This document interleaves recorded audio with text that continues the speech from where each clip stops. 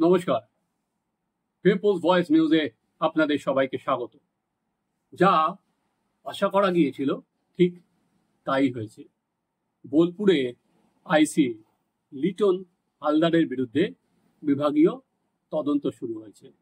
তার বিরুদ্ধে অভিযোগ বালি মাফিয়াদের সঙ্গে তার ঘনিষ্ঠ সম্পর্ক এবং ওই অনুব্রত মণ্ডলের সঙ্গে তার যে কল রেকর্ড সেটা কিভাবে ভাইরাল হলো সব নিয়েই বিভাগীয় তদন্ত শুরু করেছে বীরভূম জেলা পুলিশ। এখনো পর্যন্ত অনুব্রত মণ্ডল এর বিরুদ্ধে জামিন অযোগ্য ধারা দেয়া হলেও সে তার কিন্তু টিকিটা পর্যন্ত ছুঁতে পারেনি পুলিশ। তাকে কয়েকবার তলব করা হয়েছে, এই পর্যন্ত তাকে নোটিশ পাঠানো হয়েছে বার দিয়ে, কিন্তু তারপর সে যখন বলেছে সে অসুস্থ, 5 দিনের বেড রেস্ট, পুলিশ কিন্তু তাকে আর এর মধ্যে বলা যেতে পারে অনুব্রত মণ্ডলকে বিরক্তও করেনি। তাই অনুব্রত মণ্ডল বহাল তবিয়াতে তার নিচুপট্টির বাড়িতেই আপাতত বিশ্রামে আছেন। কিন্তু পুলিশ এবার সক্রিয়। লিটন হালদারের বিরুদ্ধে বিভাগীয় তদন্ত শুরু করতে। আপনাদের মনে আছে যে এই লিটন হালদারের বিরুদ্ধে অনুব্রত মণ্ডল কিন্তু এই অভিযোগ করেছিলেন, সেখানে বালি মাফিয়াদের সঙ্গে সম্পর্কের কথা বলছিলেন এবং আরো নানা অভিযোগ বলছিলেন যে সবার থেকে অভিযোগ নিতে গেলে টাকা নেয়। এবং শুধুমাত্র অনুব্রত নয়, অনুব্রতর ঘনিষ্ঠ যে বীরভূম জেলা তৃণমূল ছাত্র পরিষদের সভাপতি যে ভিডিও ভাইরাল হয়েছে তারও একই অভিযোগ ছিল, যাকে অবশ্য সাসপেন্ড করে দিয়েছে পার্টি। দেখুন, আমায় জানি না বা আমার কাছে কোনো তথ্য প্রমাণ নেই যে এই আইসি কি এত ধোয়া তুলসী পাতা ছিলেন, এটা আমার কাছে কোনো প্রমাণ নেই, ফলে বলার কোনো অবকাশ নেই। প্রশ্ন হচ্ছে, যদি পুলিশের কাছে এতদিন ধরে কি তার সঙ্গে বালি মাফিয়াদের সম্পর্ক যে আছে সেই নিয়ে কোনো তথ্য বা প্রমাণ ছিল না, সব তথ্য বা প্রমাণ কি অনুব্রত মণ্ডলের ফোন কলটা যখন ভাইরাল হলো তখন থেকেই তারা পেল?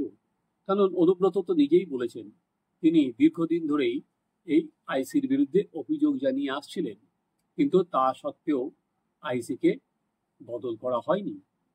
তাহলে এখন এত তড়িঘড়ি আইসির বিরুদ্ধে এই তদন্ত করা কেন?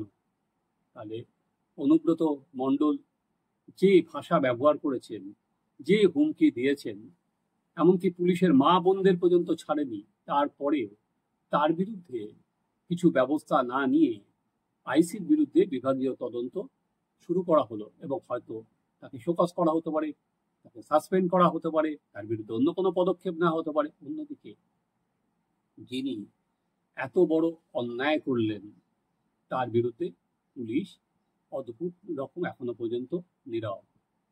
আইনের শাসন না শাসকের আইন, এই কথাটা আগেও বারবার উঠেছে, এখনো বারবার করে উঠবে।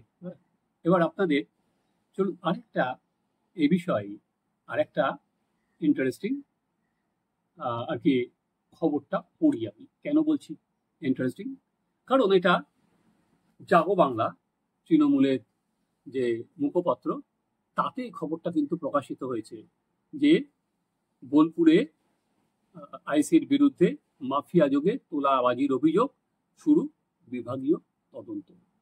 এবার খবরটা আমি পড়লে বুঝতে পারবেন, তারপরে আপনাদের কাছে আমি এক্সপ্লেন করব যে দেখুন, জাগো বাংলা কিন্তু এক প্রকার দাঁড়িয়ে গেছে অনুব্রত মণ্ডলের পাশে। যে অনুব্রত মণ্ডলকে লিখিতভাবে ক্ষমা চাইতে বলেছিল তৃণমূল কংগ্রেস, আজ যখন এই ওসি বিরুদ্ধে খবরটা করা হয়েছে তখন জাগো বাংলা প্রত্যেকটা লাইনে অনুব্রত মণ্ডলকে যে বক্তব্য সেটাকে ডিফেন্ড করেছে। কি লিখছে?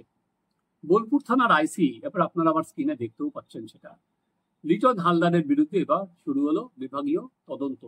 অনুব্রত ছাড়াও বোলপুরের বহু মানুষ আইসির বিরুদ্ধে বালি মাফিয়াদের সঙ্গে যোগসাজশ ও তোলাবাজির অভিযোগ করেছেন। সেই অভিযোগের ভিত্তিতে এবার বিভাগীয় তদন্ত শুরু হয়েছে। কিভাবে ফোন কলের অডিও রেকর্ডিং ভাইরাল হলো, সেটাও তদন্তের আওতায় আনা হয়েছে। বীরভূম জেলার পুলিশ সুপার অমনদীপ সিং এই মর্মে জানিয়েছেন যে সব বিষয় নিয়ে বিভাগীয় তদন্ত শুরু হয়েছে, এখন এর বেশি কিছু বলা যাবে না। উল্লেখ্য, অনুব্রত মণ্ডল তিহারে থাকাকালীন 2 বছর আগে ভবানী ভবনের সিআইডি থেকে বদলি করে লিটন হালদারকে বোলপুর থানার আইসি করে দেওয়া হয়, যেটা এই যে ভিডিও কল ভাইরাল হয়েছিল। জেলা তৃণমূল জেলা ছাত্র পরিষদের সভাপতি তিনি কিন্তু একথাই বলেছিলেন যে আপনি তো গ্যারেজ পোস্টিং এ ছিলেন, সেখান থেকে আপনাকে নিয়ে আসা হয়েছে। এবং অনুব্রত বেশ কয়েকটি ঘটনাকে কেন্দ্র করে আইসির ভূমিকা নিয়ে চরম ক্ষুব্ধ ছিলেন অনুব্রত আগেই অভিযোগ জানিয়েছিলেন আইসি বালি মাফিয়াদের সঙ্গে যুক্ত। কেউ অভিযোগ দায়ের করতে গেলে টাকা দাবি করেন। অনুব্রত অনুগামীরা বোলপুর নাগরিক মঞ্চের নামে থানা ঘেরাও করেছিল। ঘেরাওয়ের দিন প্রচুর মানুষ একত্রিত হয়েছিল। অদ্ভুতভাবে ওই দিনই অনুব্রতর সঙ্গে কথোপকথনের অডিও ক্লিপ ভাইরাল হয়ে যায়। গোপনীয়তার আইন অনুযায়ী অডিও ক্লিপ ফাঁস করা এক প্রকার বেআইনি। এ বিষয়ে আইসির বিরুদ্ধে তদন্তের আওতায় রাখা হয়েছে বলে জানা গিয়েছে। তাহলে বিষয়টা ঠিক কি দাঁড়ালো? যে তৃণমূল কংগ্রেস দুদিন আগে তাদের সোশ্যাল পেজে দিল অনুব্রত মণ্ডলের এই কাজ সমর্থন করা যাবে না, অনুব্রত মণ্ডলকে ক্ষমা চাইতে হবে, অনুব্রত মণ্ডল রাজ্য সভাপতি সুব্রত বক্সিকে চিঠি লিখে ক্ষমা চাইলেন, তার বয়ান পছন্দ না হয় তিনি আবার লিখলেন। দলের তরফে অনুব্রতকে কিন্তু কোনো শোকজ বা কোনো সাসপেনশনের নোটিশ ধরানো হয়নি, যেটা তৃণমূল ছাত্র পরিষদের সভাপতিকে বহিষ্কার করা হয়েছে। কিন্তু অনুব্রত মণ্ডলকে কিন্তু ওই ক্ষমা চাইতে বলেই দল ইতি টেনেছে। পুলিশ তো কোনো অ্যাকশনই নেয়নি। তাহলে তৃণমূল কি তাদের স্ট্যান্ড অবস্থান অনুব্রত সম্পর্কে পরিবর্তন করছে? যে আগামী বিধানসভা ভোটের আগে অনুব্রত মণ্ডলের ক্ষোভ যদি বাড়ে, তাহলে তৃণমূলের বীরভূম জেলায় 16 আনার উপর 18 আনা ক্ষতি।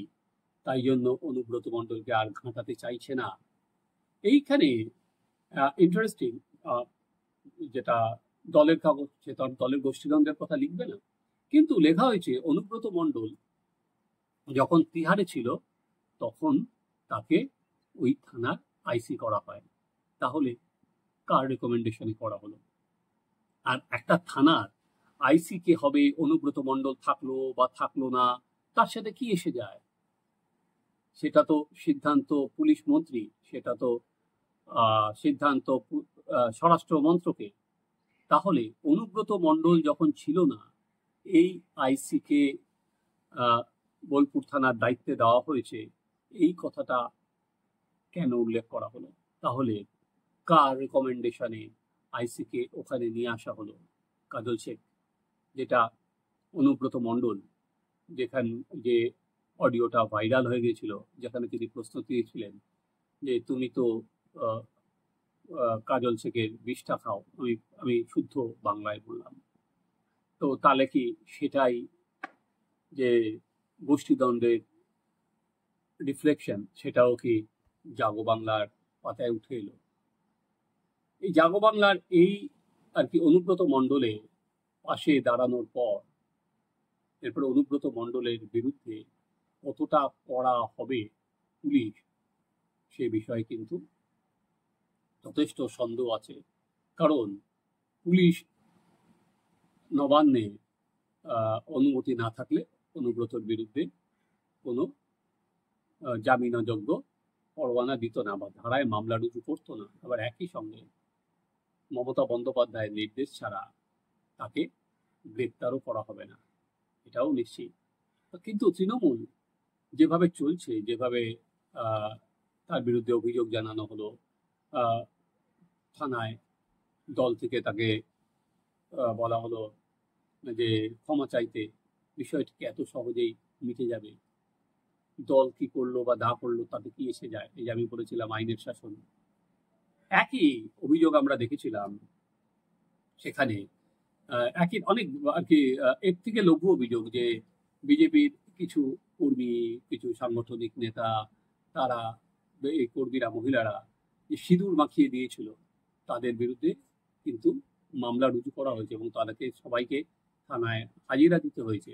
অথচ অনুব্রত মণ্ডলের বিরুদ্ধে জামিন অযোগ্য ধারায় মামলা রুজু করা হলেও পুলিশ হাত গুটিয়ে বসে আছে, যেহেতু উপর মহলে কোনো অনুমতি নেই।